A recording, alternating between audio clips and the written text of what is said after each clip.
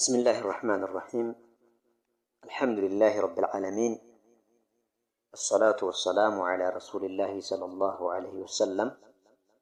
أما بعد، إن شاء الله تبارك وتعالى أهنا لك قوات يونيتشن يا علماء فتوى بدمس ملكو لما برارة مقرار لهن إيش من النج فتوى عربيان لما تنبو سوتش مالنو በተለይ ሱንዮች በደንብ አርጋችሁ አዳምጣችሁ አላህ Subhanahu Wa Ta'ala ስትሉ ይሄ አሁን የሚነገረው ነገር ማስተካከል አለባችሁ።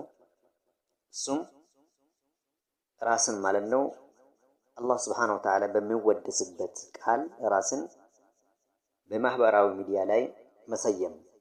ለምሳሌ ሱብሃንአላህ ብለህ ስምህን ማስቀመጥ፣ ስምሽን ማስቀመጥ፣ አልহামዱሊላህ ብለሽ ስምህን መጻፍ ወይንም ደግሞ ስምሽን መጻፍ ወይንም ደግሞ አላህ ብለ ያ ረቢ እያልክ አርረህማን እያልክ ማለት ነው ስምህን መጻፍ እንደማይቻል ዑለማዎች ተናግሯል። ከዚህ በፊትም ይሄ ነገር ተናግሯል በእርግጠኝነት። ነገር ግን አብዛኛው ሰው ሳይሰማ ቀርቶ ይሁን እንጂ ሳስተካክሉት የተቀመጡ ሰዎች አሉ እና ኢንሻአላህ ተባረከ ወተዓላ ይሄንን ማስተካከል አለብን።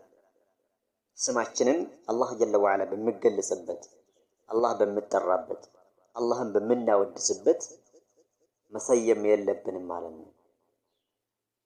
አልጀነቱ ዳኢማ ይሄንን ፈትዋ ተጠየቀች።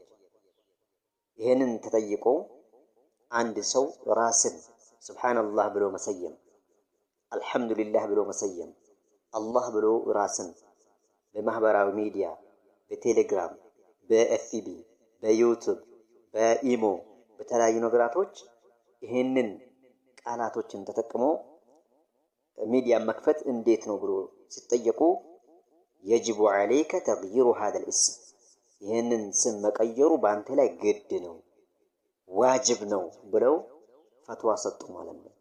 لأن شخصك ليس هو سبحان الله ምክንያቱም ማንነቴ ሸخصነቴ ማለት ነው አካሌ ليس هو سبحان الله አይደለምና سبحان الله አይደለም።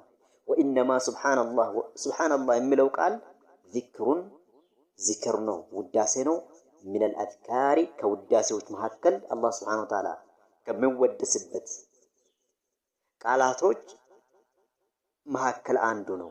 ስለዚህ ሱብሃንአላህ ብለን ወይም ደግሞ አልহামዱሊላህ ብለን ወይ ላ ኢላሃ ኢላላህ ያን ማለት ነው ማህበራዊ ሚዲያ መክፈት የለብንም።